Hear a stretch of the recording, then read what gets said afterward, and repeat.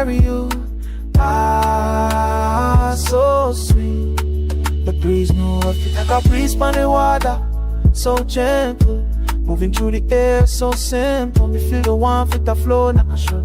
Sweet like the sunset, it's so peaceful. Like a breeze on the water, so gentle. Carrying love, nothing artificial. Me feel the vibe with the flow natural. Easy, easy, beautiful. Yeah, so gentle, so natural. Breeze, breeze, carry me away.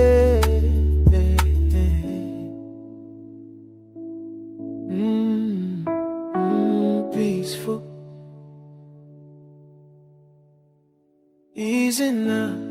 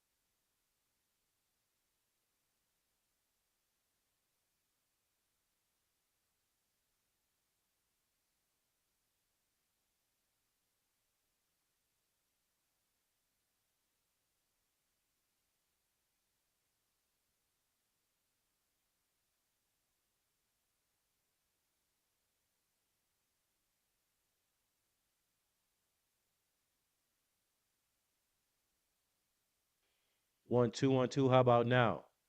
Let me know if I'm coming in. Let me know if you can hear me now. I'm not sure which one is my audio, which one's coming in. Can you hear me now?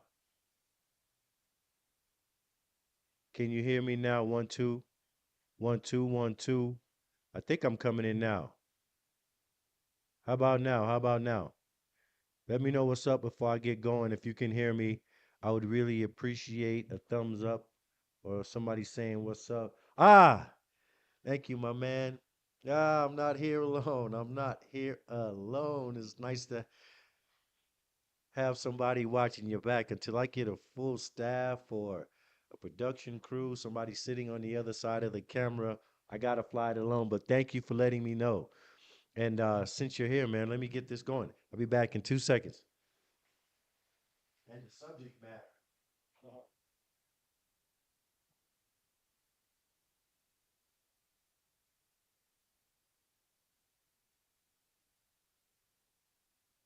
Tonight, ooh, is one of those subjects, man.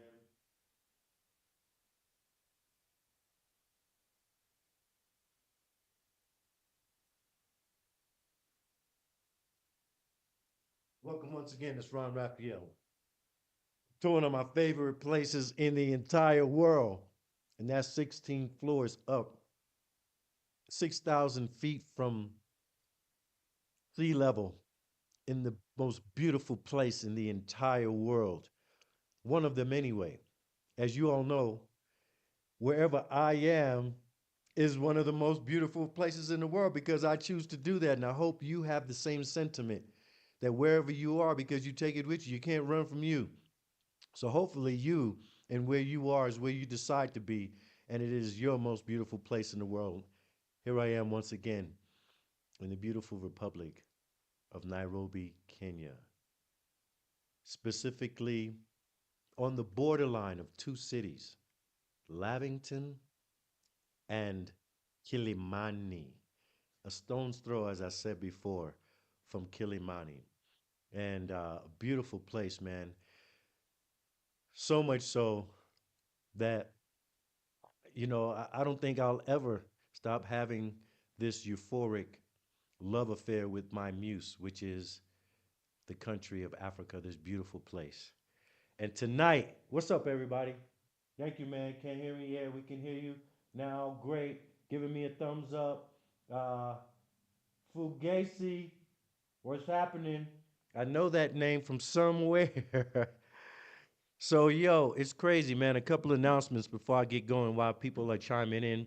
You guys, this is going to happen every Sunday at 8 because I'm a man of my word and I know what it takes to build something like this.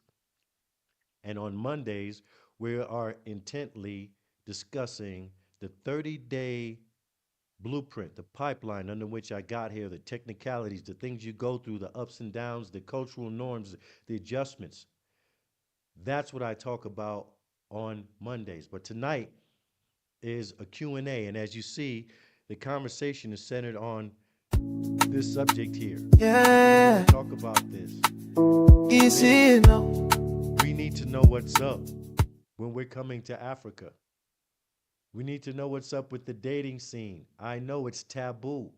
We are, as I said before, any mention of love and relation from a black man once he leaves the continent of America, he's doing something foul. Never mind, no matter where we go, they chase us with a flashlight in the daytime. I'm going to tell you right away, just topically, because I've been a single man since I've been here some years now after divorce. Let me just set this up right for you and where I'm coming from. And I'll get into the realness of this, why I say it's a real talk. Because, I'm a man of substance. There's something deep down foundational about me and how I feel about my people, about African people, and the demise that we have been put in, and the climb that we need to make to get up out of it. The theme is always the same. It's about us coming together and doing what we need to do as a community, as Africans globally, to assert ourselves and become who we're supposed to be. That's always the theme. And within that, we need each and every individual to achieve their optimum so that they can fill the ranks, whether they're in the game or not. It's playoffs, right? Kisumu comes off the bench. 2 guards get hurt with, what is it? Is it Minnesota? Yeah. And he goes for 40. Why? Because he's ready to go. And we need everyone ready to go. I'm sorry, we need everyone ready to go. And that's what I'm all about. And the transformation, to travel from where I came to here, which is what I'll talk about tomorrow, wasn't about travel. It's not. The transformation is internal. And I want you to have that same transformation because I need you. I need each and every one of you to join the ranks. And it's about economic prosperity, number one. We'll figure out the rest. And that's what this talk is about tonight. Because the foundational piece of a community is 2 people. Now, we know we live in a polygamous, continent. I'm talking about Africa, where a man of means can have more than one wife. But I'm talking about 2 people joining together in a union, hopefully of holy matrimony, like they say. The building block. I'm selfish. I don't care about what happens other than that. And then we form that building block so that the community links up, and now we have a community. Community leads to a society. A society leads to a people with a galvanized front that's able to compete against anyone else. And we've been fractured at the core. So that's why I'm saying it's real talk. And that's what you see in this thumbnail. What you see is a fracture. Yeah. Right? I'm in the middle of it, but what we really looking at is black, the word out. Feel the vibe, feel it. It's African people. The man, the woman, the basic building block. With a torn contract. that was given to us, like a something that breeze was by the given to us water, that was so foul and gentle, broken in the first moving through the place, air, so which simple. is Feel the the warmth sexual with the flow revolution, natural. Sweet like the feminism, sun, just so peaceful. the Like a breeze by the building and water, blurring of the so lines between men gentle. and women. Carrying And what love, it nothing is artificial. Feel amounting the to vibe with the is what flow this picture natural. shows us here. Easy, easy, beautiful. With us doing this at the fork in the road and the contract torn between us, the man, the king, the leader, and our muse, our rib, who's supposed to be right with us and under us, doing their own thing. And I dare say it, I'm gonna tell you right now, the problem ain't the men. It's not. Of course, each individual man has responsibility, and no one group of men are are doing everything they're supposed to do. But the contract wasn't broken by the men. Men can't break the contract. Men are benevolent. We already have been programmed, and our the turn the mechanism in our back that makes us go will never change. We are fundamentally unchangeable. We can't be. Because without us doing what we need to do, the whole globe would collapse. And by definition, we have a prime directive. We can't break the contract. We can't stop doing the sewage. We can't stop bringing in the oil. We can't stop doing the infrastructure. We depend on it too. We can't stop paving the roads. So, anyway, let's get into this conversation in depth if I could. And before I even get going, I just want to say to you guys at the end of this all, I want you to go down into the link and click for the Zoom conversation that we'll be having every other Saturday at 8 p.m. for serious people, individuals that would like to achieve their ultimate goal, their purpose. If you wasn't working a job and you had time, assuming you weren't a lazy bum, what would be the thing that would call you, something you would master, something that you would offer the world? What is your calling? Okay, that's so called a dream. But I've lived every single one of those dreams and I've turned them into reality. So much so that I figured out a process by which to do it. And now I'm going to start helping people one on one for free achieve these things only if they're serious. The Zoom conversation begins that process. For coming to my Zoom, I'm going to give you a number of things. I've written a couple of books. Congratulate me. This is a book I've written some years ago. It's the foundational piece for anyone who needs to get going. But you can't motivate a dummy. You got to give people basic skills. This is how I got through college. This is how I got through Dean's List. This is how I mastered everything I had to master. It's in here. That's on my ronraphael.com website. You can buy it, or you can go to YouTube and go to the Legacy of Learning and pick it up for free. Once again, and that's with video modules and everything. But then there's a second book I've just completed called The 30-Day Blueprint. Go figure. It's an ebook. It should be ready by Saturday. That book, for those that come to the Zoom, I will give access to that book. Soon thereafter, it will be $47 in the marketplace. Come to the Zoom. But anyway, enough of that. This conversation is about we've been led astray, run amok. How so? By being infected by Western values. In particular, the one that brought us and took us away, it brought us to the sexual revolution, feminism. It brought us to dating. Many of us don't even know the history of dating. And I'll talk about that in just a moment. But this conversation is going to talk about the history of dating. Also, I'm just going to talk about at the end of it. I'm going to tell you what's been going on in Kenya. Okay, I've been on Tinder, all that other stuff. I'm going to break all that down, the stuff, the juicy stuff people really want to know about. But I'm an intellectual. And I'm not going to talk to you like a dummy. I'm going to break it down just as if I wanted to know. And then I will make it so simple as if I can explain it to someone who's never had an inkling or notion about a topic of this kind. A child, if you will. That's one of my gifts. So, anyhow, this conversation is going to start with basically the history of dating. It's going to talk about the broken contract. It's going to talk about how it was broken between us.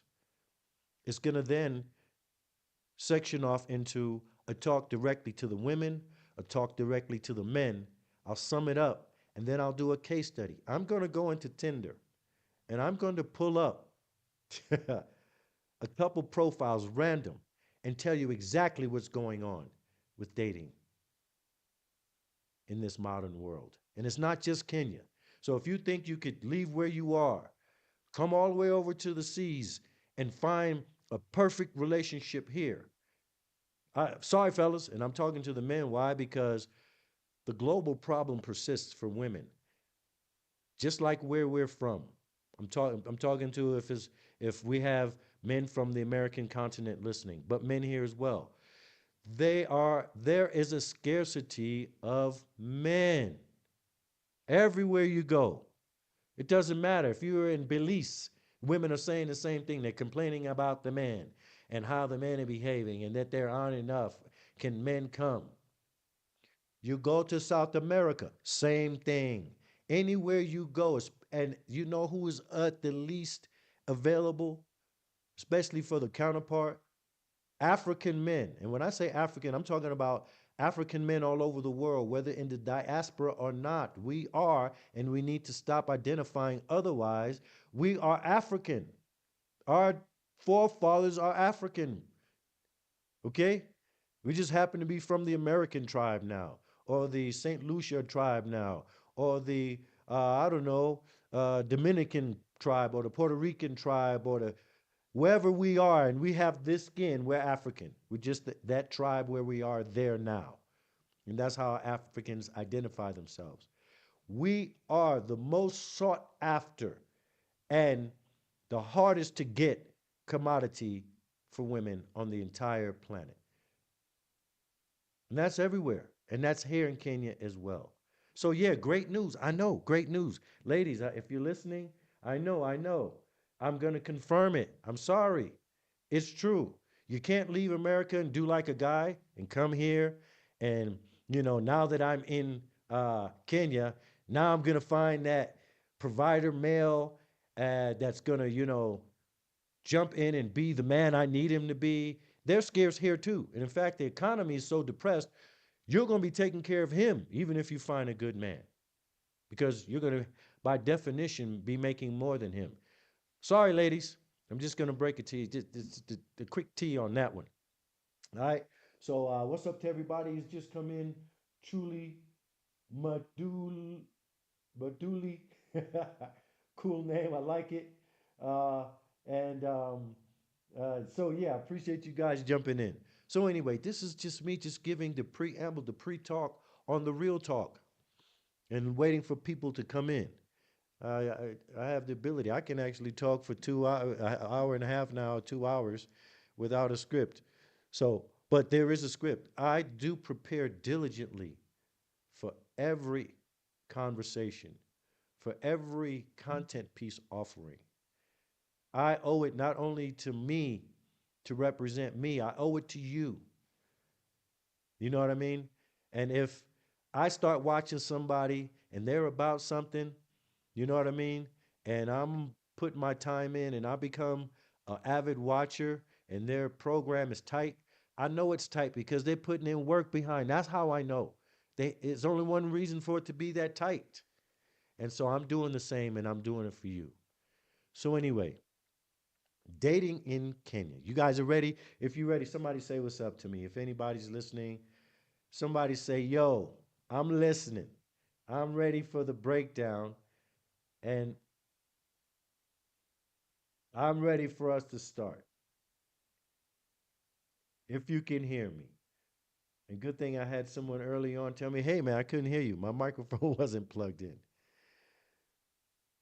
So, anyhow, Thus beginneth the conversation to my intellectual class, my master class of African people all over the world. Oh, I didn't big up everybody. Big up, Kenya. I already said what's up to you, letting everyone know that this is my most recent, beautiful, and favorite place in the world. But big up Trinidad and Tobago.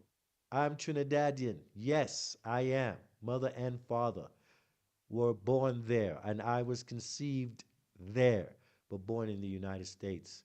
Where? New York City, the Bronx. Big up to the Bronx. Fat Joe, uh, KRS-One, Flash, on and on. And these are guys that grew up in my neighborhood when I was a shorty. Big up to everybody in Los Angeles.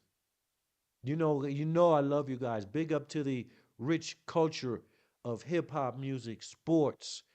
And you know, a gang of our sports people come out of Los Angeles and are dispersed all over the country into programs.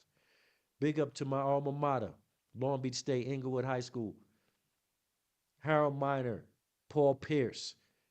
Trust me, I come from places like that and better. Okay? UK, Canada, I know you're watching. What's up? We are everywhere, man. But anyhow, big up to everybody. Big up to my brothers and sisters, and big up to my sisters. It's going to be rough tonight. Now, before I get going officially, I'm going to ruffle a few feathers. And if you are the type that's very sensitive and you have a particular angst against someone that is expressive and that's going to say things no matter what, tonight I'm going to tell it like it is. But it's not vindictively. Trust me, I won't do that. It's not what it's about, as I told you before, the reason for doing this. And I'm going to touch on subjects and I'm going to say things that people think I shouldn't say. But I'm going to tell the truth. And the truth because I need us to wake up and get to work. And dating in Kenya, section 1. Now, dating versus courting. Let's start there. People conflate the two, and I often hear them used interchangeably. In fact, the word courting doesn't even exist anymore. When was the last time you heard the word court from anybody looking for a woman? And I said a woman's because that's how it is. Courting is the man courting the woman gets courted, right? But in a masculine society for women, dating could be both. Everyone dates, men and women. But that's not how it was, and I don't think that's how it's supposed to be. We've been led astray, we've been bamboozled, run amok, so to speak, with an westernized ideal that I dare say has did not happen by mistake. Do you think that everything that we suffer from happened by mistake? In fact, I know that certain ideals were purposely injected into our society to make sure that we stayed fractured. There's some very ingenious, very intelligent 100, 200 IQ people on the other side that hate us. And they use that IQ, some of them, just to make sure we stay where we are. See, I'm saying something already. So, anyway, pardon me in my sinuses, but dating and courting, where the contract changed. Establishing the benchmark, courting versus dating. Before we discuss Kenya, in any modern dating environment, we must define two fundamentally different systems that are often incorrectly blended.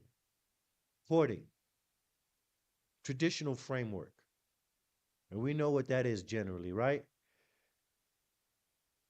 Tell me what you think it is. Let me know. I don't know. Courting.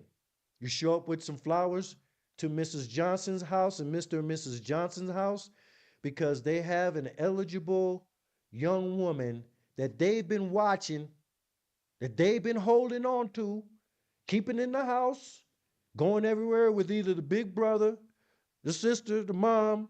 They don't even trust the uncle. Since she became of age and started becoming a woman somewhere around, and it happens really early for girls. Some of them start their menstruation very early, but as soon as they start budding, they have constant surveillance. And the only way for you to get to Miss Susie, her name at the time, because she's now a young woman, is to ask to come over and to sit in the living room, the foyer, whatever case might be, the sitting room, and have a conversation. And in fact, both families are aware of that meeting. Because why?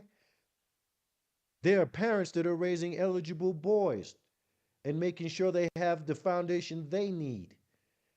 And those boys need women.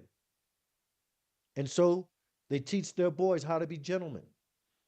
They teach them how to conduct themselves. They give them the reins to the family business as soon as the boy can start walking.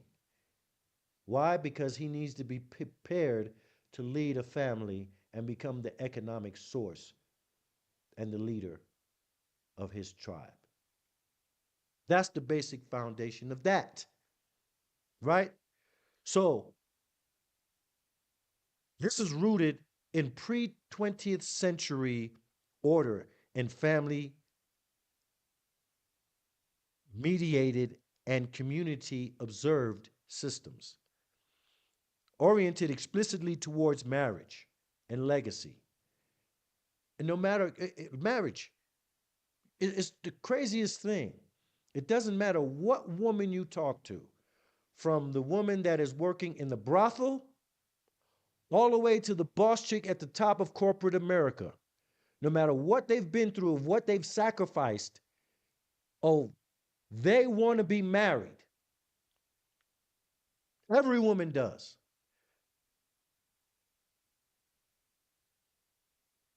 But they do everything to make sure it doesn't happen.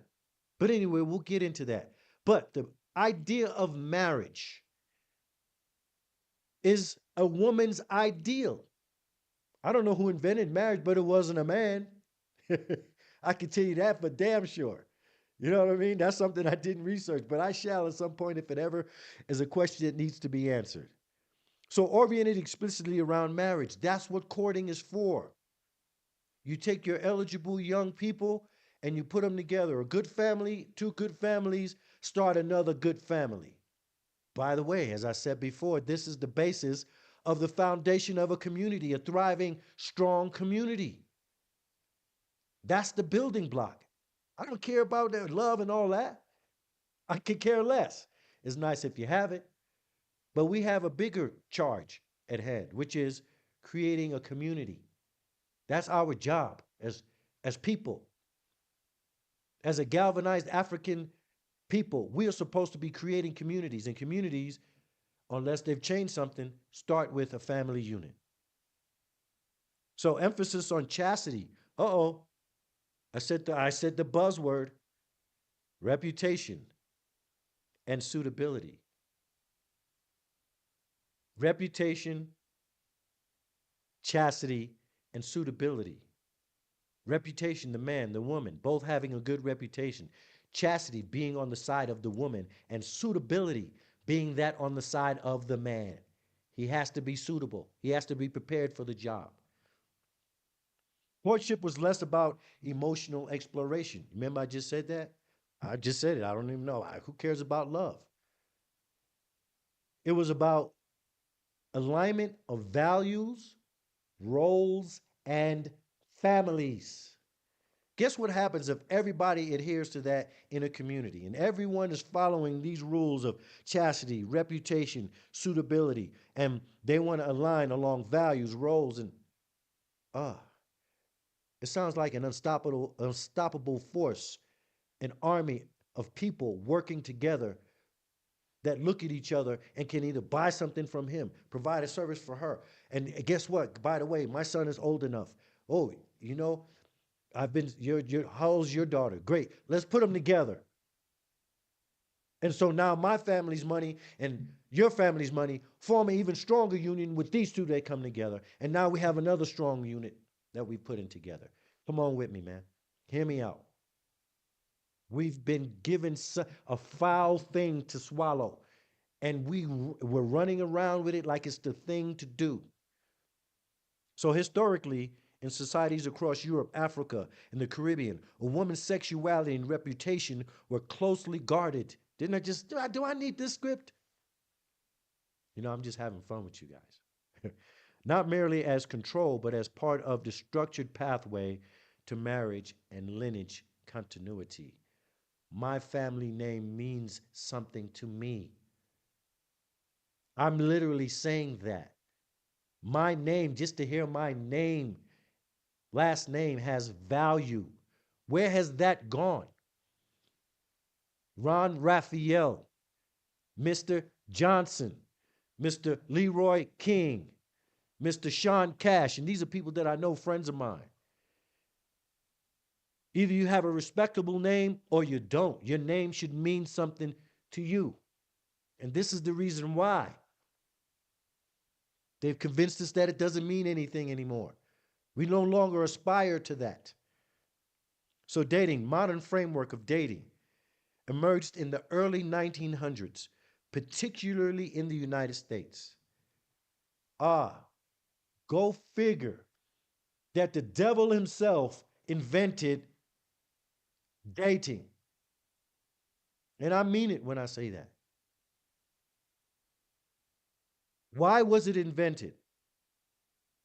Expanded rapidly through the 1920s and in the urbanized areas, became dominant post World War II, and especially after the 1960s and the sexual revolution. You remember the burning of the bras and all that kinds of stuff?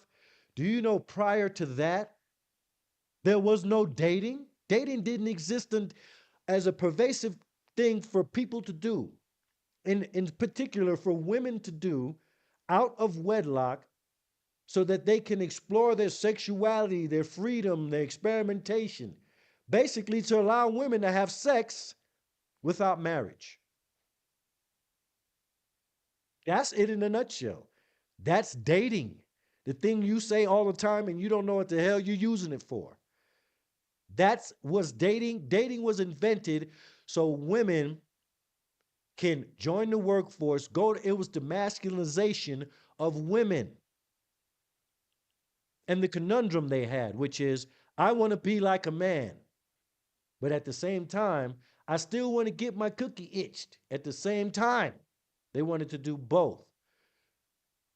But before, a respectable woman could not be seen with a man out in public.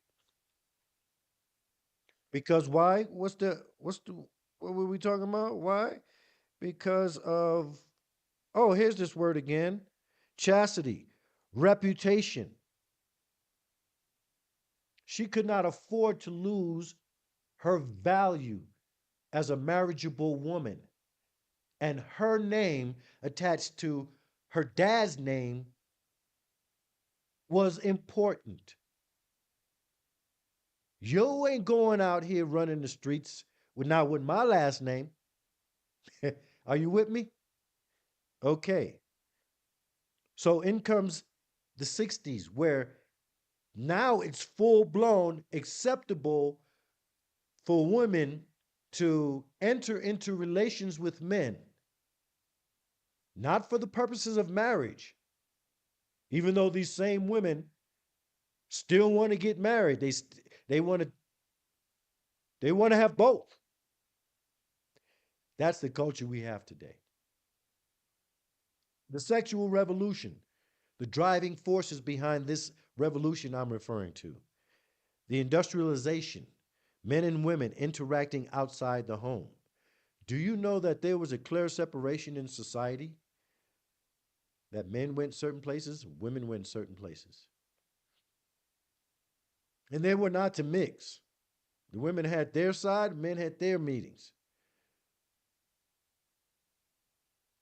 But in comes the Industrial Revolution and the workplace You ever heard of the term work husband, work wife? Do you know that most relationships are formed at a job? Do you know that? Yeah.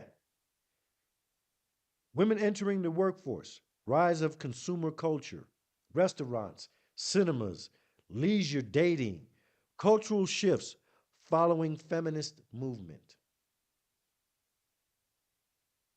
Dating introduced autonomy in partner selection, meaning now a woman can get a job, leave home, and now without the coverage of her dad, and I'm telling you, when you remove a dad, it's something about what men do for women, for families, for men, for young children. It is somehow, I don't know what it is, this intangible thing that men have that they keep the girls off the pole, they keep the boys out of jail, the suicide rates goes down for both. We don't even know what we're doing. We don't know the ingredient. It's a God given thing in our masculinity that keeps our families in order. So, that being said, when you separate the child, boy or girl, from the discipline of the man, the boy doesn't have the training he needs. He's lost. The woman, left to her own device, will start giving it up. That's how it works.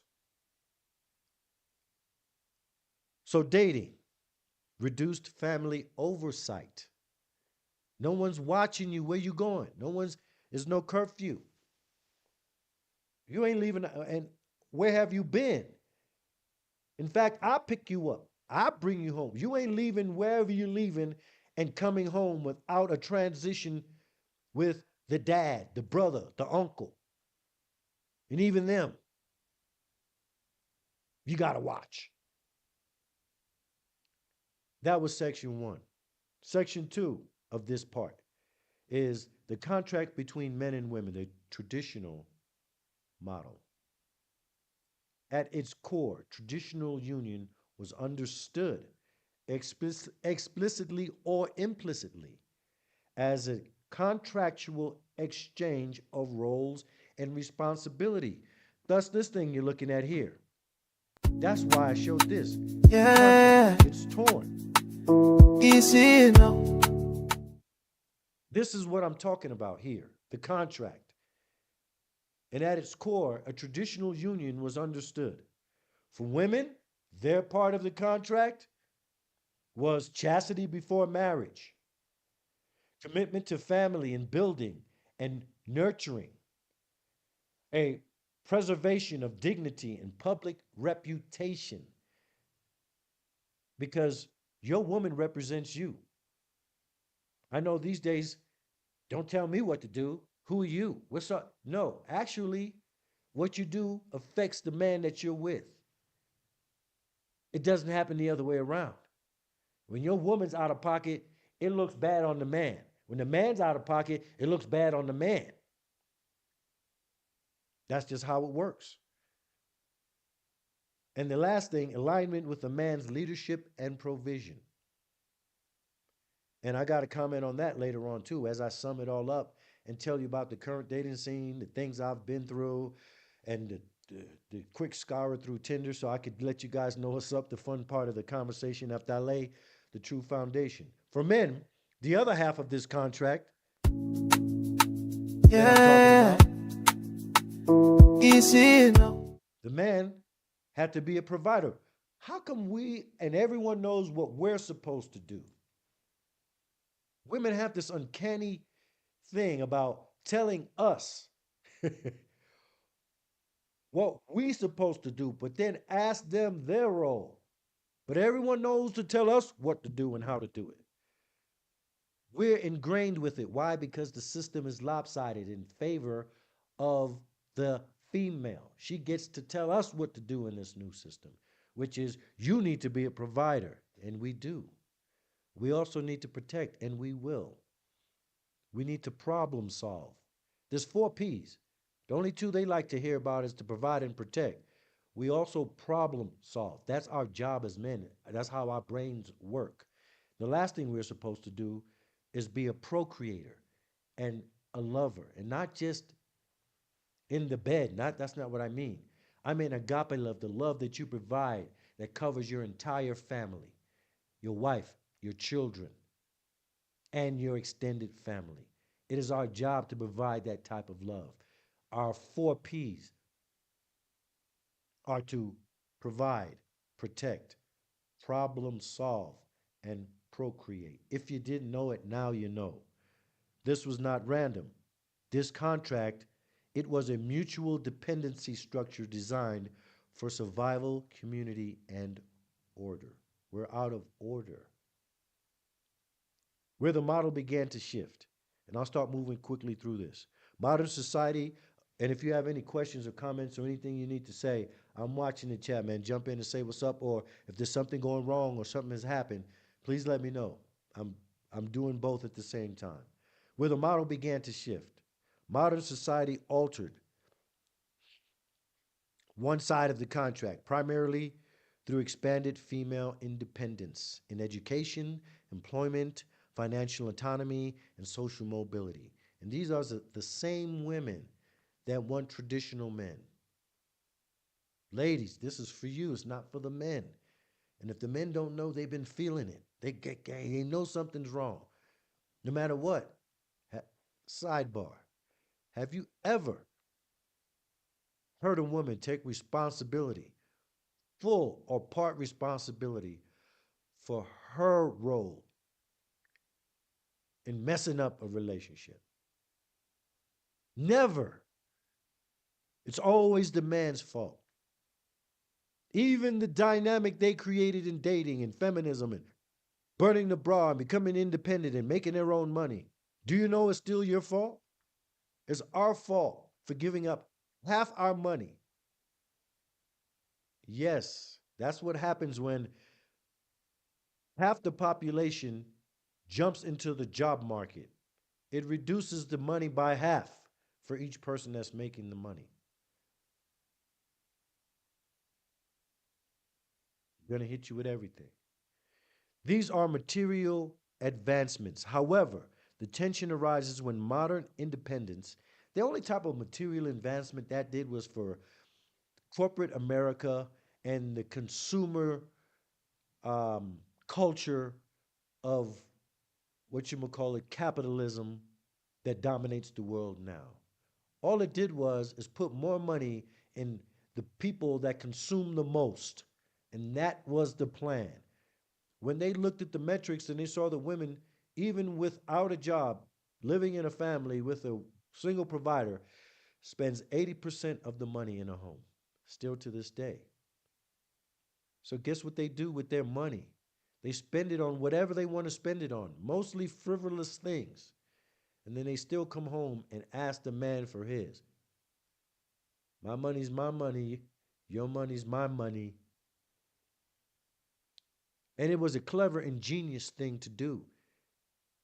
Basically, it created a whole nother society of super consumers. And if I am a product maker, I want consumers. Blame it on the Industrial Revolution, Carnegie, and all these big names that made billions of dollars by creating a consumer society. Just in cosmetics alone, women spend billions of dollars. I'm scared to look at the wig count. Some of these numbers, they guard them so much because it's supposed to be a secret of how much women spend just on creams they put on their face. Amounts to billions of dollars a year globally. Super consumers. So, likewise, a man cannot demand a traditional alignment if he has not developed the capacity to lead, provide, and sustain. Men have their role too. But if you take the man out the house and the boys are being raised by women, the men that are coming up from this particular farm aren't going to be men at all. But once again, These are the same men they're blaming, the men that have been feminized by the removal of the, the alpha male from the house. I'm telling you, they're going to blame us for everything. So, you cannot operate on two different contracts simultaneously. And that's what's going on. The case for reform, not regression. How do we reform? A return of rigid historical norms is neither realistic. I wonder why and who's pushing this. Do you know? I'm a sidebar just another moment. While I was creating this and pumping information to AI, AI is feminism personified. It kept asking me, do I want to say this? Changing my tone, literally trying to correct paragraphs. I couldn't believe it. I was sitting there arguing with the AI, telling what the hell you just doing? Why are you changing what I said? Well, Mr. Raphael, we need to make this way because of what? You're a robot. I tell you and then you do it. You're not supposed to be telling. The only reason it can respond in that way is because it has been programmed by feminism. It already knows not to say stuff about women. Your AI right now is feminist. Try asking it something and being direct about something that you know that a man can say or should say or try a masculine way of saying things. It's gonna soften it up and then tell you, "Hey, you sure you want to say that?" Crazy. So anyway, the return to this rigid, what they call rigid, is the AI telling me this is rigid. I didn't tell it it was rigid. Why is it rigid? You know, there are societies on this planet right now that women walk around completely covered. It's called the hijab. 80% of the world is non Christian, is Muslim mostly. They seem to be doing okay with the rules, so called rigid rules. And the women, by the way, are some of the most protected women on the planet. And as much as Western society likes to point the finger at that culture, ask the women how they feel. Study after study shows that the women are extremely happy. They don't have a problem with their culture at all. It's us projecting on them what's wrong. So, what must be reformed is not time, but clarity of agreement. A successful union requires consciously chosen structure, defined rules, shared values, agreed expectations, mutual accountability. Without that dating becomes negotiation without terms. Foundational principles. If you desire traditional outcome, i.e., marriage, you must adopt disciplines that produce it. This applies equally to women and men, but I tell you one thing, it's not the men that broke the contract. Once again, this AI is trying to be, but I let it. I read through all of this and let it do what it's doing. It says a woman seeking a stable, leading man must align with behaviors that support that structure. And then, of course, it's going to say something about the man. What about the man? A man seeking a traditional woman must become compatible of sustaining that responsibility. Duh. When does a man never know that? Ever. It's never been changed. Never. Okay? But let me tell you another statistics that they won't share with you. And I know this for a fact from America. Over 50% of African males, African American males, are single. Over 50%, they don't talk about this, it's somewhere around 56%, are single. Get this. As much as they try to make us the loose sperm men and always sticking our thing in something and making babies and running from them, childless. Once again, I'll go back to the beginning. Over 50 something percent of us are single, childless, and in the middle class, which means they're making over 50 something thousand, over $55,000 a year. You let everyone else tell it. We're pieces of crap everywhere, and ain't no good men nowhere. No, the smart ones have checked out of the game. They're watching the system. Pardon me. And they're doing some of the recommendations that are coming up quickly. I have some for the men and the women. That's what's coming up next. And that group of men is adhering to that because they're getting smarter. The younger, they're getting smarter as they get younger. Our generation was stupid. The younger generation now of men between 25 and 40 years old, they ain't going for this system no more. They ain't down for it. And all they know is that somebody's coming for their coin, whether it be the government to tax them or a woman to show up and act like what's yours is hers. They ain't playing the game no more. So a man seeking conditional woman must, of course, and most of us are, by definition, are prepared for this. The question is whether we are willing to participate. Number 6, bullet framework. Dating, courting are not the same. Recap. Modern dating removed the structure but did not replace the clarity with clarity.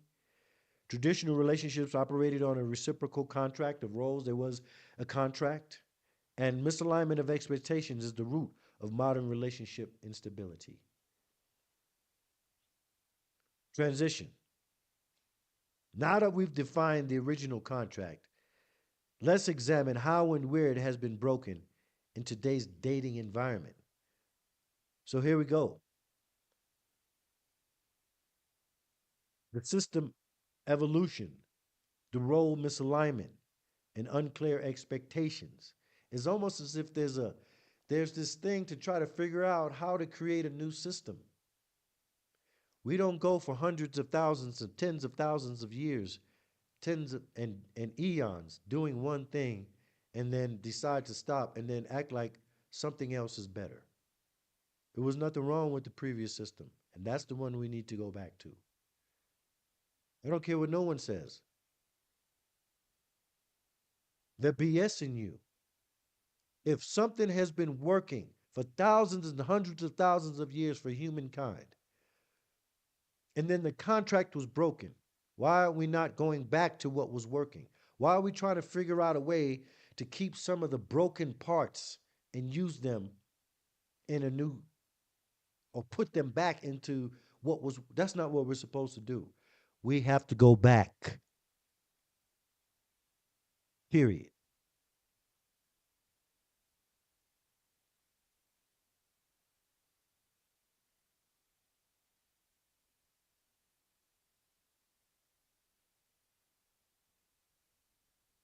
And that's why this is something that is extremely passionate for me and extremely important because it is wrecking our young people. And once you get something rolling in the wrong direction, it's really hard to stop it. You just sit back and let it roll over everything. And the person who put the ball in rolling and it's rolling downhill, they're happy it's rolling because it's work is destroying us and we can't stop it. So let's just talk about this explicitly. Premarital, oh my goodness, sexual boundaries significantly reduce desire for commitment. These are the psychological triggers, provision and long term stability. The outcome, breakdown in perceived value of alignment. I mean, we're talking about women here, even though they're trying to be coy. Increased skepticism in partner selection. That means men don't know what they're choosing because she's been out there. And instability in forming long term bonds. Independence without contract redefinition. Once again, there's this push to redefine the contract. It was nothing wrong with it. Nothing at all. And I reject the notion that we need to come up with a new one. This is garbage, if you ask me. But everyone's trying to figure out how to combine feminism and the new world order and this and that and throw out. No, it's going to keep rolling downhill in the wrong direction until we figure it out that we have to go back to what it was. I know, y'all don't want to hear this, especially the women. Y'all don't want to hear this. The statistics show that by the time a woman leaves high school, she's already sexually active. By the time she's 21, she's had a child. In Western culture, they've already had 2 abortions by the time they're 25. And before they leave their 20s, they've already had 1 or 2 children. Outside all of this activity of wedlock. It's the truth. I know putting the mirror up and showing you your guys don't like it, but it's the truth. And I'm going to give you some tea from me too. I've been trying to find a woman. I really have. And I'm trying to help us. I'm trying to help the person that's coming here, the people that are here, the both sides. We all got to look at this the right way because men and women aren't on the same page. And we need to be. And this is the stuff that puts us on the same page. The real conversation, the real talk. So what happens is, with everything out of array, there's a false entry point into the relationship. So you come into the relationship and both of you have a job. You're not living together. You're not, none of that. You're just starting a relationship. She's at work 40 something hours a week. And whatever the man's doing, he's 40 some hours doing his thing.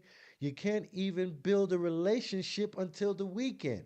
And then on the weekend, since they're still single, especially her, and she wants to maintain her independence and her girlfriend relationships, she's going to go out, hang out. But let's throw that out the way. There's still responsibilities. People have to do things, and the weekend turns out to be one of the best times to take care of things that I couldn't do in a week. What it does, it leaves little time for 2 people to build a relationship. I got to wait for him, and she has to wait for her on the weekend, if time permits. Because we're both exhausted at the end of every day, and we're both going home to our own places, and we got to get some rest to get up the next day. You can't build a relationship without being with somebody. I don't know how. Role expectation without role qualification. The issue is not the men are broadly avoiding responsibility. The issue is the misalignment between expectation and qualification. Once again, the both sides thing. Observed reality. Some men seek authority without full preparation. Men don't want authority without preparation. That's BS. I don't want a family. Men don't want a family. 56% of the men are proving that if they don't have the money. It's getting harder and harder to do what our grandfathers did on a fraction of what we make today. Men aren't stupid. They can do math. They can barely take care of themselves. So they're not trying to assume responsibility. It's getting harder and harder to do so. That's what's happening. And they're not jumping into contracts where they're expected to take care of a family when the numbers don't make sense.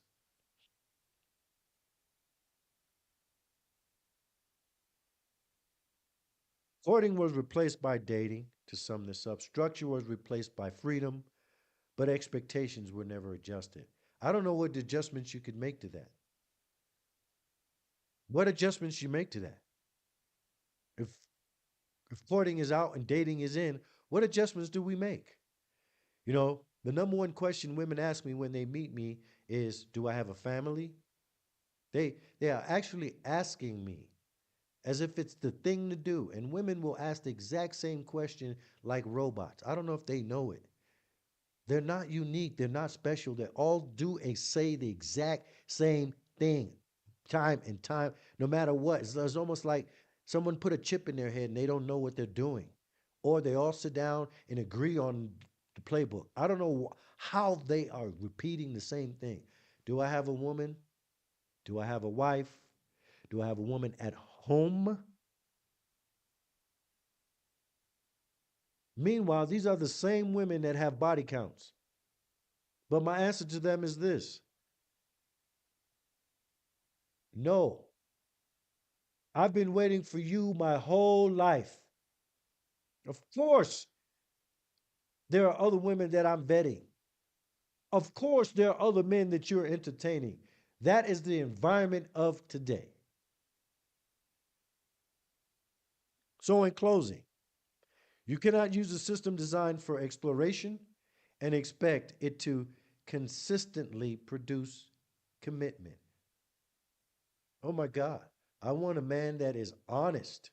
What is another word they use as a monolith? As if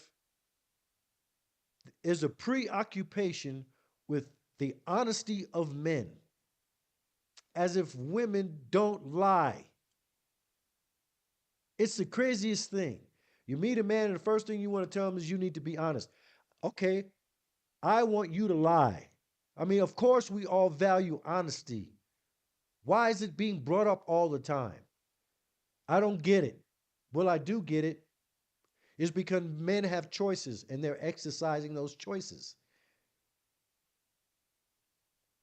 And if you don't fit the bar, he's going to move on, but he may not tell you, or he may, who knows? But you can't change male nature. Women were designed for chastity, not men. Another thing that's controversial that you won't like. It's just the truth. A man's value is not in his chastity, it's in his ability to provide, protect, problem solve, procreate. That's the men's side of the value chain, not the other.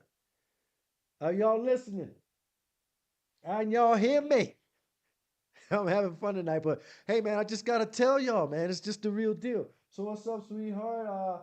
And all of my people chiming in. Somebody said uh, they want a man that's honest, but their baby daddy never. Exactly. Oh, we ain't gonna talk about the baby daddy. With the men, there's a list, and I'm gonna get. I'm gonna talk to the women and the men in just a moment because I'm gonna help both sides.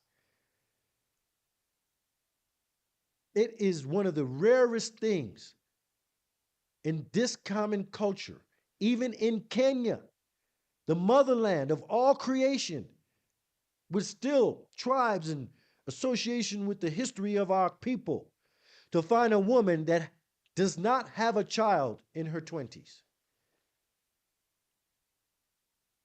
It is uncanny. So much so, and I'll give away one of the nuggets for the men because you should be doing this. You should be vetting every woman with a series of questions.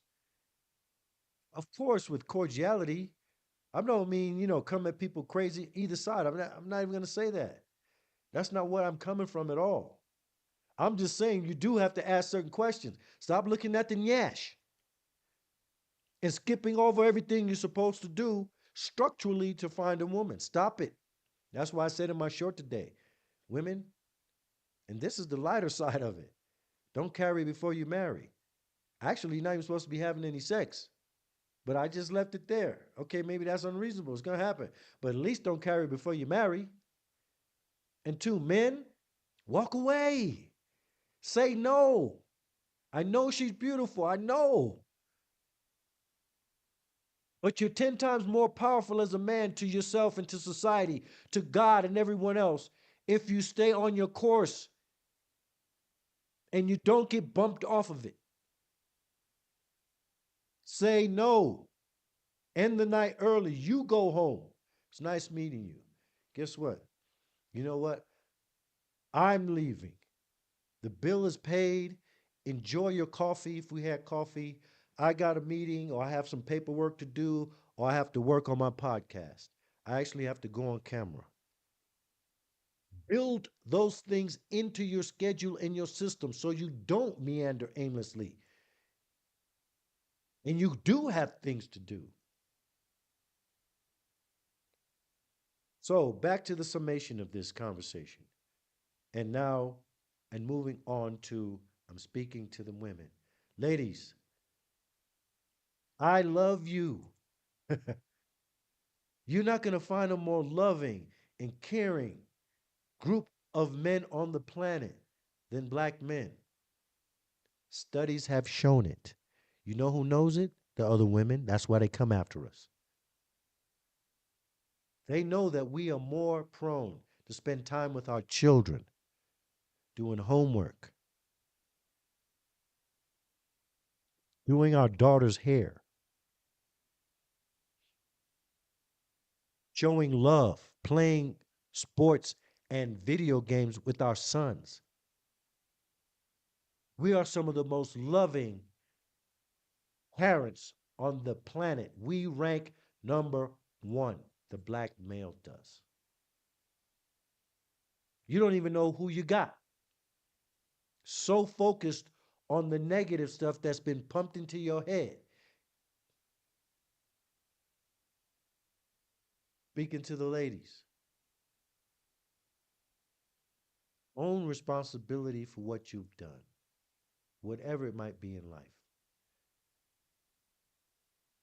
Once, at least once in your life, when a conversation comes up, whether it be a relationship, whatever it might be, that you leave the man out of it. It's only going to help you become better. This is about you becoming better. Did you know? I spoke to a young lady yesterday. Hit me up. I hit her up. I'm single. I'm looking for a lady. And then I'm talking to her. And I forget what the subject was, but I'm asking her, forget what it was. But it came down to the thing about, oh yeah, lying. I said, what is this thing about you guys accusing men of lying? Where humans lie, women lie, men lie, everyone lies. How come it's all about a man always lies when the number one lie before you even meet a woman is her appearance? So we're joking and laughing about this. I'll get into that in just a moment. And then I say, in addition, I said, what is it about you guys that all of you, 99 point, I'm exaggerating, obviously, 9.9% of you have children. The first word came out of her mouth was, but the men in Kenya, the men,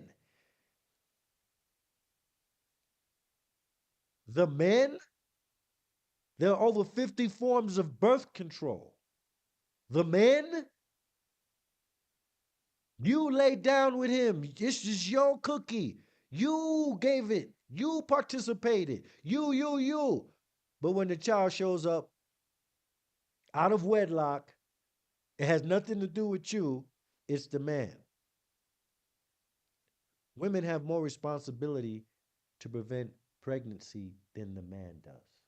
1,000,000%. And I tell you what, when a woman does not want to get pregnant, she will not.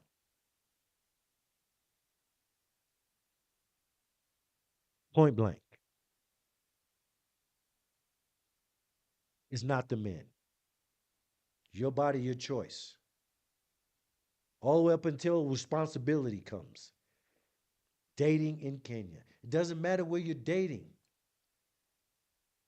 But let me say this in summation of this topic. I'll say it later. Let me finish up with the women. Let's speak directly to you guys.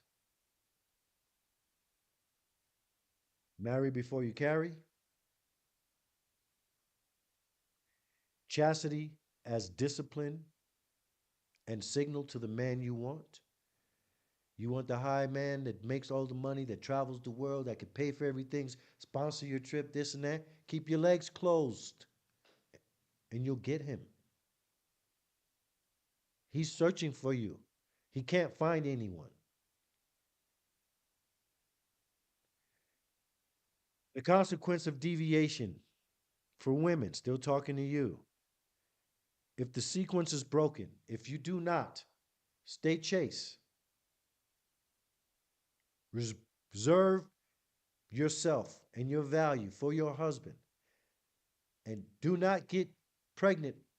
You shouldn't be having sex, but if okay, maybe I'm crazy if I think that women Could still go back to being virgins. Maybe it's the hardest thing to do. I don't know why.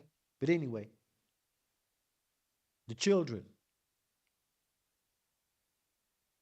out of wedlock, that's completely under your control. What's going to happen is sex before commitment weakens your structure.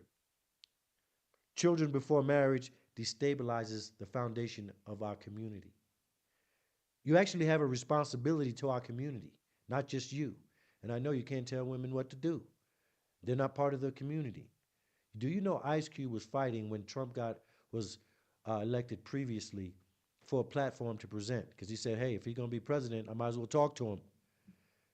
The women came on and said, "Well, what about us?" He said, "I'm talking about black. I'm talking about African people. What do you mean? What about y'all?" They were asking for a specific agenda just for them. Women that he helped put on created their careers, from Vivica Fox to the other one. He put them in movies. They turned around and put a dagger in his back during that period of time. Didn't care what he had done for them, all for selfish reasons. They do not see themselves as part of our community. Women, you do not stand alone. And guess what? Without man, you do not stand at all.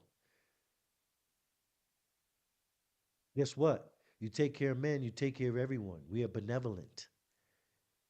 We, by definition, take our resources and build families with it. That's how we're made. So you take care of men, you take care of families. You take care of the African man, you take care of our community.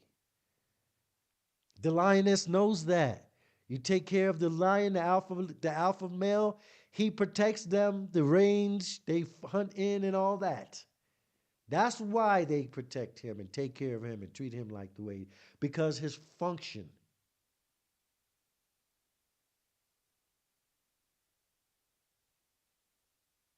Direct statement to the women and I'm done. If you want a traditional man and all the values that come along with him, you must return yourself to traditional disciplines. Be chaste, marry before you carry, build within structure and not outside of it. You do not stand outside of the African man and the community. You're not alone. Let all the lights go out and all the power drop. Okay. Now I'm talking to the men. We're almost there, guys. What time are we looking at?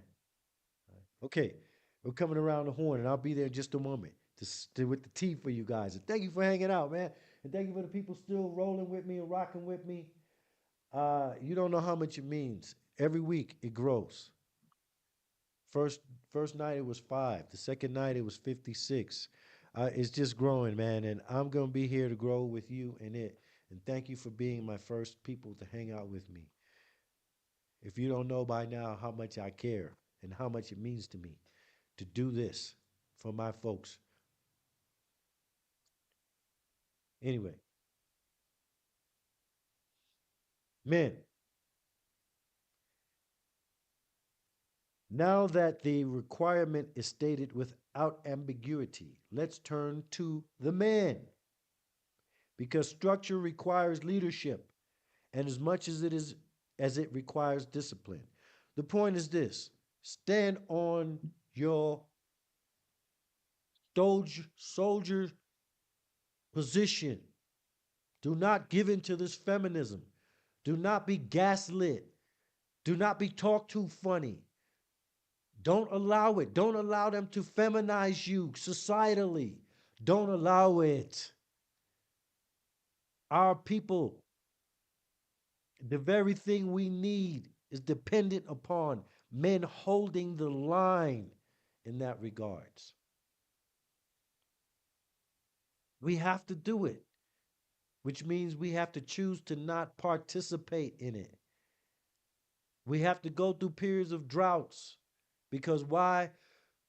The women all around us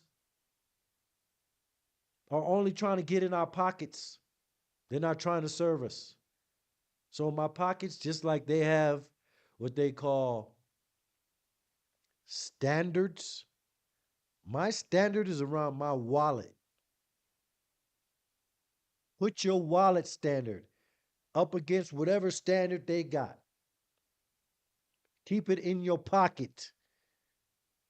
I quicker spend money on a friend that's a female. I don't date. I don't take my money and take out a random woman just to see if she likes me. I've never done that. I'd rather take somebody out who's I'm an associate with, who I've been a friend with for some time, and I'm not friends with women. Basically, it's a woman that I've friend zoned that has some value outside of I don't want her. You know what? This woman has been nice to me. Hey, I'd rather take her and the family out. Do not spend your money on strangers. Do not entertain strangers, man. Stop it. You got to learn to say no, just like my short said. Say no. Walk away. Go buy yourself a beer, one beer, a, a pizza, and go watch the game because you deserve it. You've earned it. You don't have to spend your money like that because it amounts to nothing. 99.999% of the time, it amounts to nothing. Opening frame.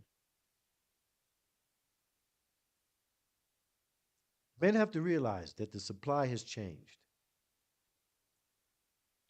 Chastity is no longer a norm.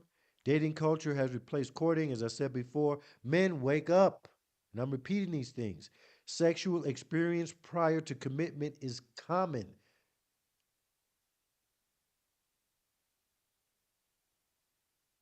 The conflict for men is desired outcome, traditional women, structured family order, available environment, modern dating pool with different behavioral patterns. What you're looking for doesn't exist or is so rare that you're going to have to be alone for a long time till you find her. The error men make, many men proceed as if the traditional market still exists in full, assuming traditional standards are widespread, failing to properly vet for alignment, entering modern dating spaces expecting traditional outcomes. Back to my mantra, we have to learn to evaluate, inspect, and like that, say, this ain't it, and move on. What it results in, obviously, this whole system is in frustration if you're looking for something, misdirected effort, and poor selection decision. Guess what else it does? It turns men into what women try to say the problem is. No, we're not the problem. We just adjusting to the market. If there's free booty running around and there's no good women that aren't just out of a sexual encounter with a man 3 months ago, then okay, I'm just gonna play the field. I'll make my money, I'll save it, and I'll have fun. That's the other side of this. And if 99% of the women have children, sexual experiences, and not showing up and still want your resources, and you realizing, hey, I'm not doing that, then what's left? And then you want to call us passport bros and get mad when we start leaving. You can't do that. This conversation, by the way, will never, ever happen again. This is something I had to do because it's the elephant in the room. It's the one thing people don't talk about. And I got tired of everybody else playing games. There are a bunch of people, men especially, that come here and act like straight up spineless jellyfish so they can fit in and get along. They come here with a passive aggressive, I don't want to offend anyone so I can fit in. I might need a bodyguard when I leave here. Who knows? But you already know I'm not made like that. Right? There's a fearless thing that runs inside of me that has to say what I have to say. It's, and I'm only talking the truth. So the non negotiable profile still exists. If you want a traditional outcome, and I'm repeating it again, you got to meet traditional standards. So the strategic option for men: maintain traditional standards, seek alignment regardless of scarcity, adjust to expectations, accept modern behavioral patterns, know what's going on. Stop being dumb. Look at everything. Figure it out. Go, oh, shoot, this entity, this plus that. Oh, do the math and solve the equation. Remain non committal. There you go. Operate within modern dating without pursuing traditional outcomes. That's the other option. It's just a nice way of saying it. It's okay. The program has a way of trying to soften what I'm trying to say. So let me say it the nice way for people that are politically inclined. Operate within modern dating parameters. Pursuing traditional outcomes isn't tenable. So each path has their consequences. None are neutral.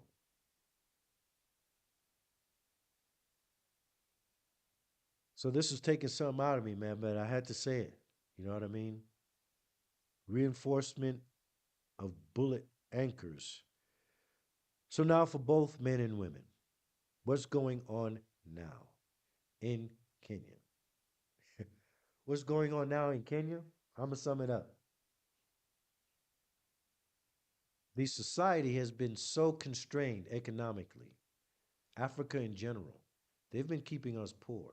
And when I say they, I mean the colonial forces that put everything into motion had made sure to extract all the wealth and at the same time make sure to only put a certain group of elite people in power, give them enough, just enough, and then make sure that they keep us poor. It's a control mechanism. They do not want us to take over the globe. It's coming. 1.5 to 7 billion people on this continent. Within the next 25 years, the number is going to double. They don't have a choice. We're coming to assume our natural position on this globe and the throne that we are to sit. We are the agricultural hub of the planet. We are the mineral hub of the planet. We are the human resource hub of the planet. Our average age is 18 years old currently on the continent of Africa. The metrics all say what it is.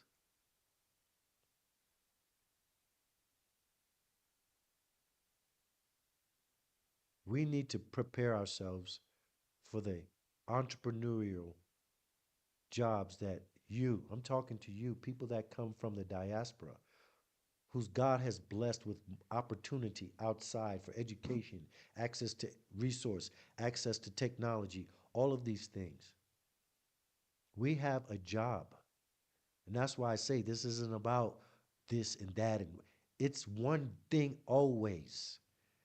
We need to come home and we need to participate in the riches of our motherland for the benefit of creating, like He upstairs has made us to do in His image. Create so we all can be bountiful by the gifts that He has given us by being in the diaspora. We got to come here and invest, start businesses, bring our know how, bring our coding skills, train, teach,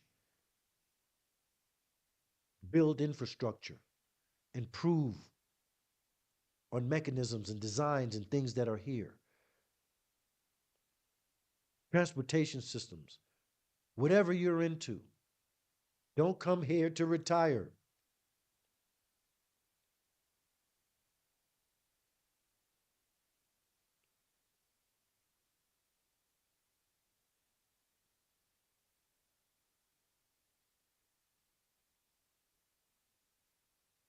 These are some of the problems in modern dating. So here,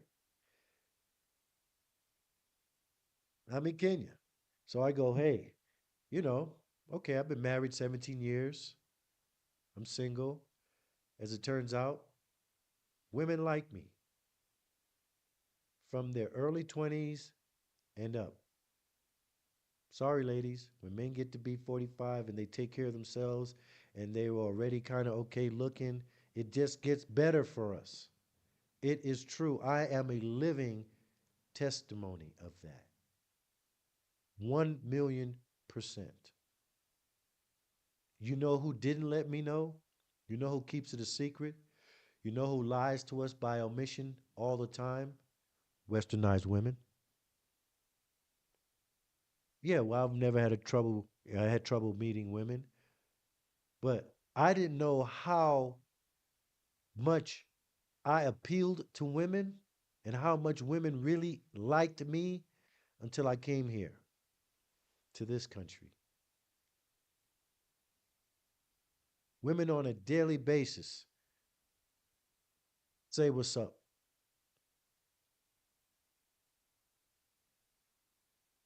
It just happens. I don't know what it is. They call me Silver Fox or something. I don't know what it is. I don't hide my age, none of that. So I went on Tinder to meet women, not for me, but for business. I'm in the cosmetology business. One of the best places to meet a gang of women that spend money on is Tinder. They if they're single, they're dressing up, they're putting on wigs, and I want them in my shop. I want them to come to my salon and spend some of that money. So I went on Tinder because a friend of mine that I met here, dare I say he's a friend. I don't know if I can, if I'm qualified to call him that yet, but he went on Tinder one day while I stopped through, and before I left his house, he sent me three women. He said, "Hey man, these girls are checking you out." I said, "What do you mean? How?" He said, "The picture I posted. They called. They." So I said, "What?" So I said, "Hey, Tinder is a place to meet girls for business." That was my strategy. But invariably, as I put up a picture in the profile, women started reacting to me and wanting to talk to me, not about business. In fact, they were upset that, "Oh, why are you here? Are you here just to do business or what?" I said, "Hey, I'm not allergic to women. I love women. And why not? Okay, hey, I'm in this position. Let's see if I can find someone." So I've been on Tinder, but not consistently. The first 2 hours on Tinder, 200 women. The first 4 hours, 400 women. I kid you not.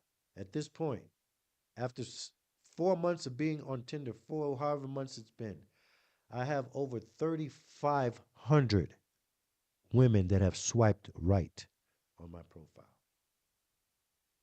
in the continent of Africa and and beyond. 3,500. You would think it'd be easy to find a woman. I tell you, my number one question. So, yes, as a black man, as much as they try to shame you and try to act like we ain't this and try to control us and tell us with this and with that, they love us and want us. And if you're an attractive man and you have something going on, and this is something I'm going to say, the women of Africa and Kenya are beautiful women. They're by and large very respectful, easy to talk to, easy to have conversations with. I and we as men are blessed. They didn't know that where I was, completely opposite. Just telling the truth. So anyway, while I'm on this app, where's my phone? I told you I was gonna go. I'm gonna do before I leave out of here. I'm gonna do 5 profiles, and I'm not gonna reveal the people. I'm just gonna go through so you know exactly what it is and what's going on, right? So anyhow, uh, the women, and this is for my male audience. Over 70 something percent of my audience are men, and I'm sorry I can't help the women. If you've beyond the age of desirability and everything else, I don't know what to say. You know what I mean? Um, hit the gym and lose as much weight as you can and become as sweet as you can. But there are women in their late 20s, mid 20s, early 30s that are constantly hollering at me, and it's the cultural norm. Men, who would you choose? Would you choose a woman that's 45, or would you choose a woman that's 35, or would you take the woman that's 28, 29 that still wants you? I don't know. It's easy math for me. So, my overwhelming response, it's been crazy. And I don't know what to do, but I'm going to tell you what it boils down to. The bottom baseline is this: because of the economy and lack of money, women have reverted to the oldest tradition on the planet in droves. They are literally either selling it, and I don't mean like prostitutes, I mean literally like call girls. They're expecting you to pay, and they are willing to engage with you even if there aren't any romantic connections, in the hopes of receiving some money from you, just straight up. That's the first one. The second type you're going to run into is the type that's looking for you to basically sponsor them, take care of them, and they will become your woman.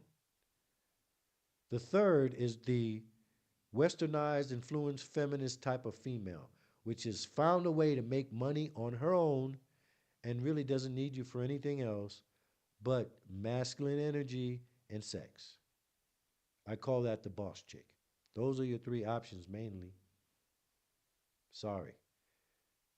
And you have to navigate to find the woman that wants to be a wife that you know you'll have to take care of. That's basically where it is when it comes to women.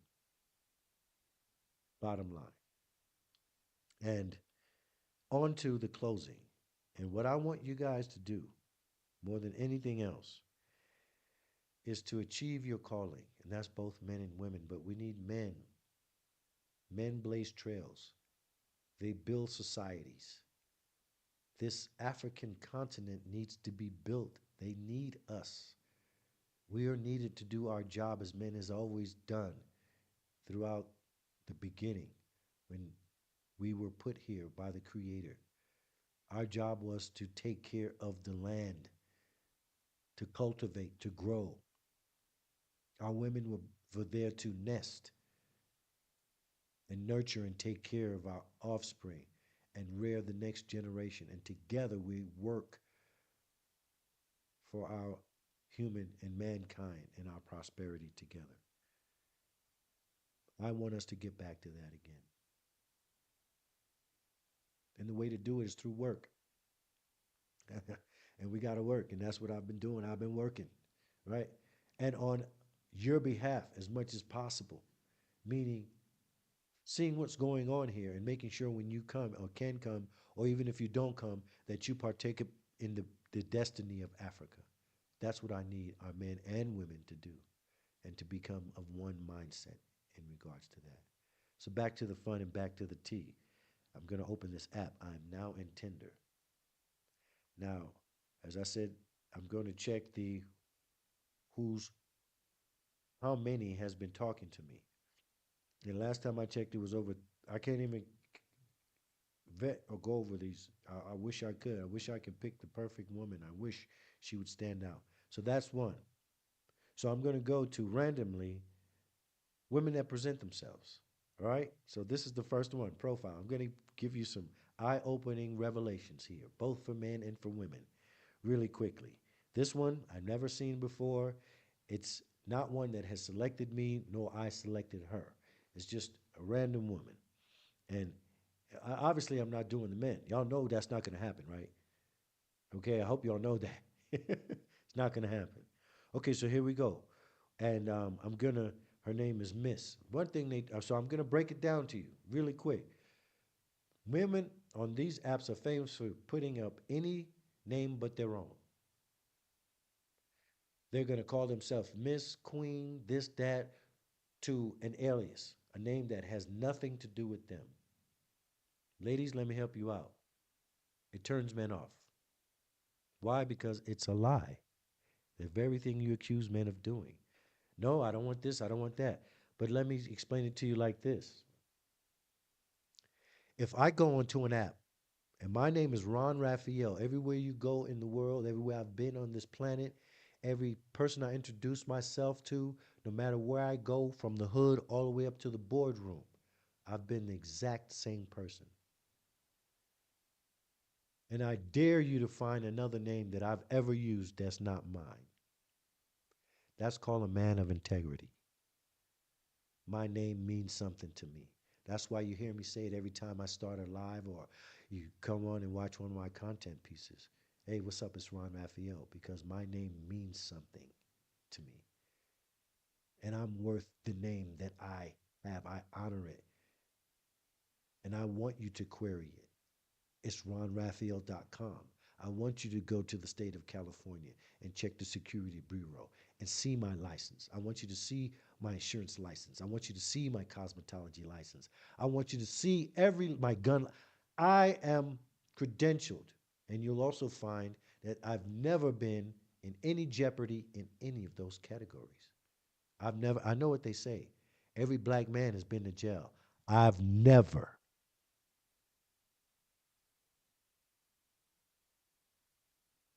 And when I told that to one of my customers many years ago, she said, "Yeah, yeah, you're right. You've been to jail." I kicked her out my chair and I never did her hair again. Who the hell are you talking to? So anyway, my name. Ladies, your name. Use your name. Because a serious man is going to be turned off. Why is there 12 names? Because if I used 20 names, you're going to wonder why. Is he lying? Is he this? Why is he? Does he have a record? Does he been? Why is he not using his name? Why is he hiding his identity? And that's what you ladies do with these false names. It's almost like you're ashamed to say it's me. You want a man, you want to go on the thing, but you don't want to admit who you are. The next thing they do is that they populate pictures with photos that one aren't them. I'm telling you, I'm going to give you, quote unquote, the inside track here. What's really happening? I went out on a, you know, coffee date, a beer drink, whatever, just to stop in, is to say hello, to meet someone. I show up and I'm looking at the picture that's on this thing and I'm looking at her and I'm going, why are you 5 shades lighter on this? Hold on. Why are your arms 3 times thicker than the woman? I said, hold, this is not you. It's me, it's me. I said, no, it's not you. Stop lying. So finally she admitted, okay, this was me and this was not. I said, no, yeah, I'm not even playing that game. None of these are you. And lo and behold, they're doing it constantly. They're posting pictures that aren't them. And then the first thing they want to do is accuse a man of lying. Like my picture. Is that you? What do you mean, is it me? The hell you think it is? I don't have makeup, filters, lashes, wigs. Of course it's me. What are you talking about? But for some reason, because they indulge in deception, when they find a man that's, like okay looking, he's got to be lying. Men don't do that. There's no means for me to do that. I cannot enhance myself other than, grooming my beard and making sure, that, I don't have, you know, acne or whatever the case might be, shaving my head so I don't have a donut, whatever. There's only so much a man can do. And it's more or less just basic grooming, filters. So this woman has a filter. And you know what? Filters don't just put something across like a color tone or smooth out. It changes features now. Filters will take away the fat under your neck. It'll do all types of stuff. This picture was the girl I went with was out with was not the person in the picture. Oh, I met. I didn't go out with her. I met her somewhere, and maybe hung out for maybe an hour, if that, before I came home. As soon as I got home, I removed her because I was like, why am I talking to somebody? She's lying to me. So anyway, this woman is 26. Uh, she lives approximately 2 miles away from here, and she has a dog. She's in college. And another thing, I don't know how long college lasts here, but every woman is in college from age 20 or whatever. I'm not looking at 20-year-olds from age 20 something all the way up to 40 years old are all in college. Somebody help explain it to me. I don't understand. I thought you go to college, you graduate, then you get a job. How come women in their 30s are in college? And every single woman is in college. In college. I don't know if I'm reading this wrong. So anyway, she wants a long-term relationship. She's posted a picture. She has a wig on, a filter, lashes, and I don't know if that's her real complexion or if that's her face. The next picture looks more natural of her, and she is an attractive woman, and she's 26. So I'm going to swipe right on her. She's actually one of the few that seems like, okay, wow, there's not a bunch of nonsense going on here, right? And it looks like in her second picture, though it doesn't look like the first one, I'm trying to tell you that she's an attractive lady. Okay? The first thing I would do, okay, so now I'm gonna hit match to see what happens. Guess what? She's matched with me. She's 26. She's already swiped right on me. I'm 56. I'm 30 years older than this young lady.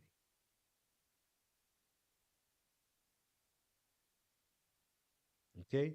So as a gentleman should, she swiped right on me. I'm saying, hello, oh hey, how you doing? The next woman is 29. Let me see what's going on here. I'm telling you, be some nonsense sometimes. Hopefully, I run into one or two things. Okay, this one, her name doesn't matter, as I said before, but it seems to be a real name, right? She's using her actual name. She's 29. She doesn't have a wig on, no makeup, glasses. Okay, that's cool. She's looking for a long term partner. And she says, I can beat you in a game of nah. I don't know what that means, nah, whatever that game might be. But what you'll find is some of these boss chicks is that one of the things they want to do is compete with you. And they'll put it in the profile as if a man is looking for a woman to compete with him. I can beat you. I bet you I can beat you at. Ladies, don't compete with the man you're looking for. You're supposed to become in harmony and adopt his plan and program and work with him. This shows resistance. In fact, I wouldn't date a woman that I don't think any woman can beat me at pool or whatever the case might be, at anything. Maybe there's a rare occasion one might, and if she could, all power to her. But what is the notion where a woman has to become so masculine or has to prove something that she puts it in a profile when she wants to meet a man? I bet you I can beat you at. That's not what a man is looking for. So that's what she put in her profile. And I don't know, I bet you it says, and she's at Grafton College of Management Science. So obviously she's an educated woman. I don't know where she went to school at. But other than I can beat you at something, I don't think that's a smart thing. She likes music, outdoors, Netflix, wine, and working out. Okay? Excuse my sinuses once again. I suffer from them my entire life, and sometimes it gets really bad. And I don't have the medicine that I'm supposed to have. I have to find. But anyway, side benchmark before I get up out of here. The next one, I'm gonna do five. That's number two. So she's looking for a long-term partner, and sure, I'll swipe right on her too. All right. So cool. See what she means by she can beat me at something. I'll see what it is. Maybe we'll talk. Maybe we'll never talk. Like I said, it's over 3,500 women. This next uh, young lady is 26 years old. And it sounds crazy, but younger women chase me. So I know some of the older women are going, you like younger women? Better than older women? Yes. Would I prefer a more mature woman that is in shape? Yeah. But as they get older, they get fatter and fatter and more out of shape And I haven't kept myself in shape my whole life to pick up a woman in her 40s that's done had children, let it go, and got it. No, I'm not doing it. I'm not doing it. It ain't gonna happen. I'm not attracted to it.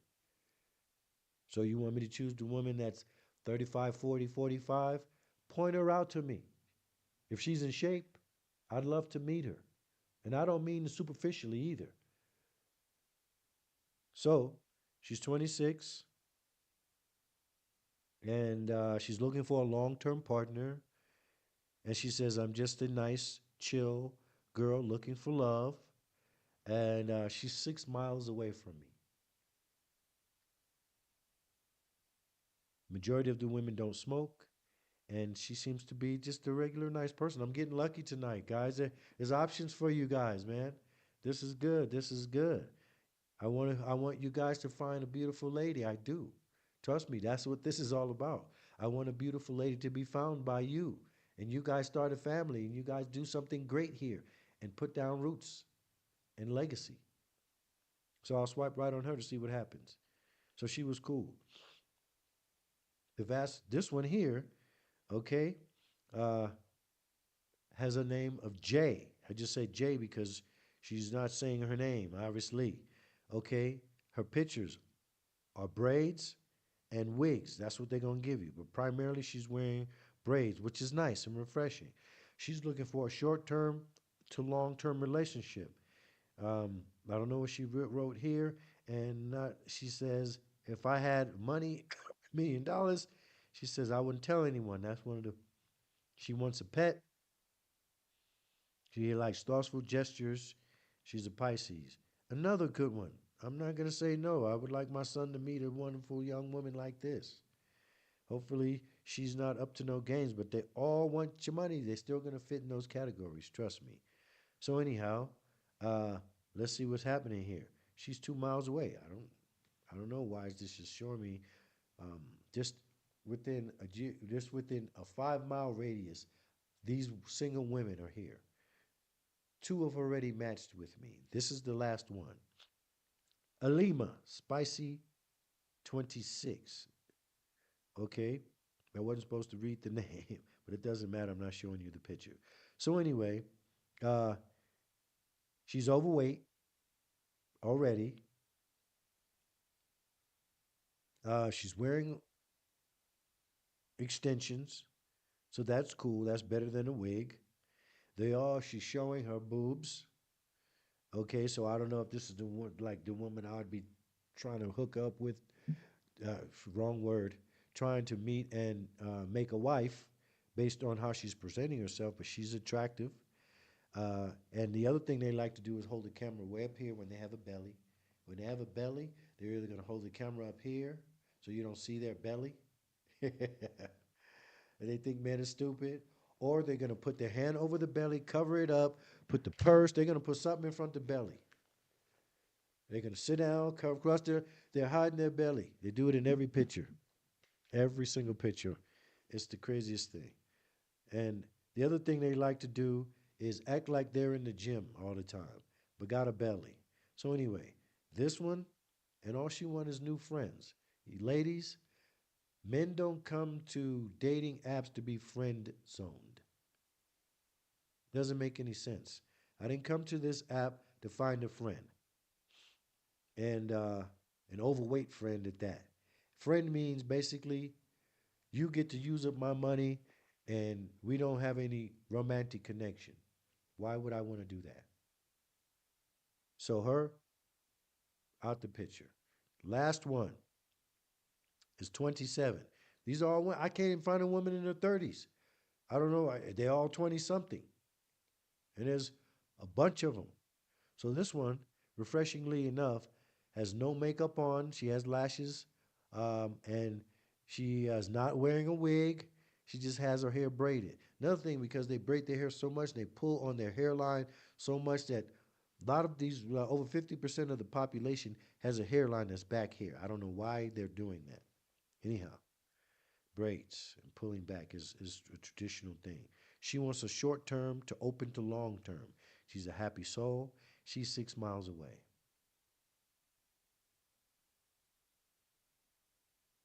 He seems to be okay. So I'm hit. Okay, boom, match with her, and basically at some point she's gonna see me and decide whether or not she wants to holler at me. And that's how it goes, man. I haven't run into anyone here. It's a lucky. I don't know why they none of them are acting the fool tonight. Um, and the younger they get, the less they're acting the fool. 100%. This one is 3 miles away. I don't know what's going on. Maybe the algorithm reset. I don't know what's going on. So anyway, and okay, so one's and then when they have a belly, they're gonna turn away. And the other thing is they sticking their booties out. I mean, it's just the craziest thing. Um, some of them like to show flowers. There's a group of them that like to put, what does she say here? I can't find one. I'm looking for one that basically before I get out of here to show you what exactly I mean by what's going on. But ladies, you're showing up well tonight. Life is too short to be unhappy. They are, and she's a Pisces. And what's she saying? She loves to cook, live shows, interest in somebody I can share adventures with, no hookups. Man, I haven't run into a hookup girl. Wow, amazing. Yeah, and the other thing they like to do is when they're out of when they don't want to show you the belly, they'll show you their booty, and then they'll show you all headshots. But the girl who has a shape, she's gonna show it to you for sure. Okay, this one has a wig on. She lives 2 miles away. She seems to be okay, generally speaking. So tonight, I don't know. I'm not getting any of the crazy stuff. Why I don't know. Okay. Oh, here's one. Okay. Once again, grossly overweight, then turning away from the picture, sitting down, covering up their stomachs. Anything she could do to cover up the stomach, she's gonna do it. And then uh, she puts long term partner, so which is fine. She likes going to restaurants, and but they're not acting a fool. She's 5 feet and a good day introvert. Okay, okay, cool. Her only guilty thing is here covering up her fat stomach. Once again, another picture.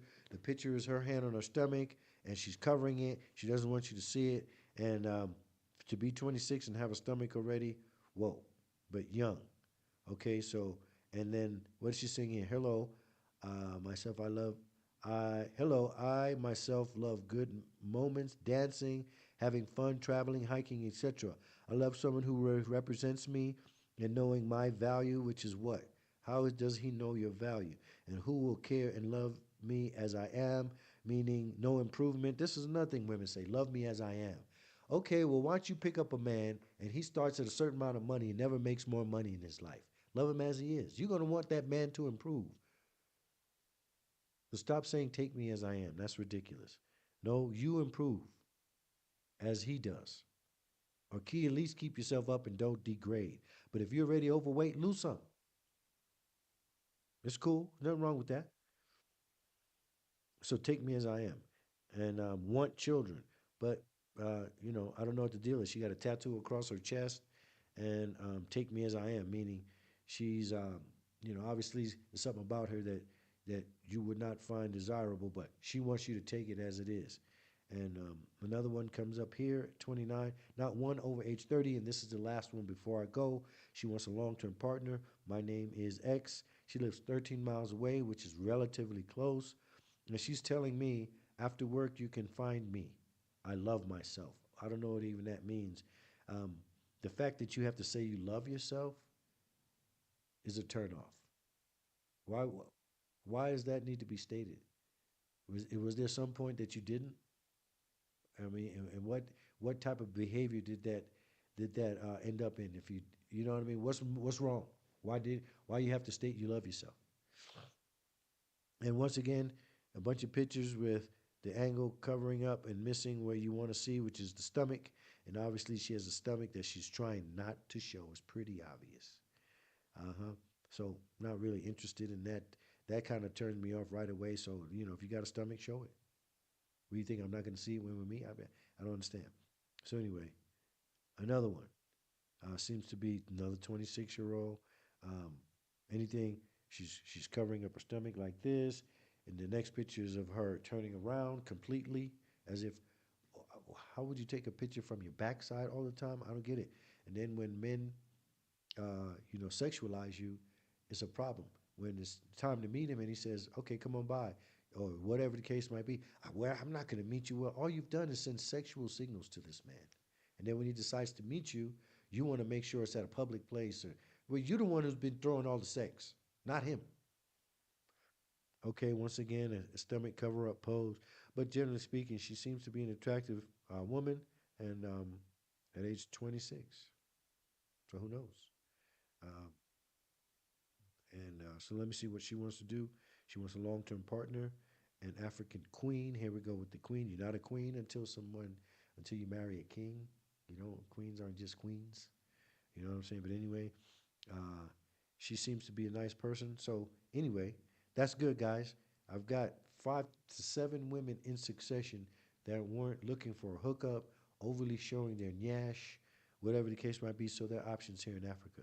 But remember, women are women. They want your resources. They uh, they're either going to fall in the category of um, one, as I said before, straight up selling it for the money. Two, looking for a relationship in which you are going to sponsor and take care of everything from the very beginning. From the very car they meet you in, they're going to ask you to pay for the car for them to meet you for coffee. Get ready for that, but don't do it. Hold your line. Hold your line. So anyway, guys, this is what's up. It's been a wonderful experience. And in summation, ladies and men and gentlemen, I want my people. I'm an advocate of all the stuff I've said tonight and all the craziness I've offered. I am an advocate of family. Both of you guys, stop the nonsense. Women, stop over sexualizing yourself. It's not worth it. He will provide. Trust me, him, the man upstairs. He will. Don't give away your chastity. Don't give away your virtue. Because I'm telling the men, don't take you if you have. That's the better path. You will stand out. You may be a needle in the haystack, but someone's looking for you. Trust me. And when you get them, don't play with them. Don't treat them like a regular dude either. Have someone help you vet. You can't do it alone. It's okay to have someone you love and trust. That's a man, I mean. Meet this man. And any man of worth that's really about something is not going to mind meeting another man on your behalf. He won't. As long as he's not there to be interrogated. But if it's someone that loves you, this man will be honored to meet him. Ladies, look for help. Trust in a trusted friend that cares about you. Me. So, anyway, I'm summing it up. And I'm going to say farewell and good night from one of the favorite places in the entire world. 16 floors up in the rare air of Lavington, Kilimani, in one of the most beautiful countries God has ever created outside of Trinidad and Tobago. That's Nairobi, Kenya. I want you all to visit my Zoom on Saturday at 8 p.m. It's going to be one of the most exciting, dynamic, prosperous 45 minutes of your entire goal setting life. And that's only for people who are serious. Don't come there to hang out. I don't want to, it's not to hang out. It's there if you have a goal and you're trying to achieve it. It's there if you're trying to come from the diaspora to the continent of Africa, in particular where I've come. I'm not an expert on the continent. It's there if you would like to get a copy of my legacy of learning and share it with someone. It doesn't have to be you. Come in if you want a copy of my 30-day blueprint ebook that I've written. I'm so proud of this. It's going to be somewhere between 80 and 100 and 110 pages.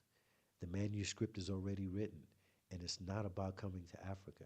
It's not about a relocation. It's about a transformation. That's what this is really about. And after this session, after giving away to some people these particular gifts, I'm going to give you one of the most treasured thing that I can ever do or give away to somebody. from my perspective. I'm going to give them access to starting their calling. Let me help you. I'm going to take 3 to 5 people on a 5 day mini challenge where we talk 1 hour a day, each person one on one, and help them achieve one of their goals. It has to be the goal, and show you how I've achieved everything in my life and that it is not impossible to do whatever you are called to do. That thing that you have been trying, thinking about. You can already have a business. I'm an excellent marketeer. I've marketed ample businesses to success. Whatever your goal is, bring it to the Zoom meeting. If it's coming to Africa, fine. We'll talk about that too. This Saturday, 8 p.m. And after that, 5 people I'll take into a one on one session so you can achieve your goal. I need you to become who you are called to be more than you need to be. We all need each other. So I need you to develop that skill, launch that business, come up with that creative idea. I don't know what it is, but day one, we define it. Day five, you've started and you're on your way. Ron Raphael, from one of my favorite places in the entire world. And that's with you. Peace. Thanks for hanging out.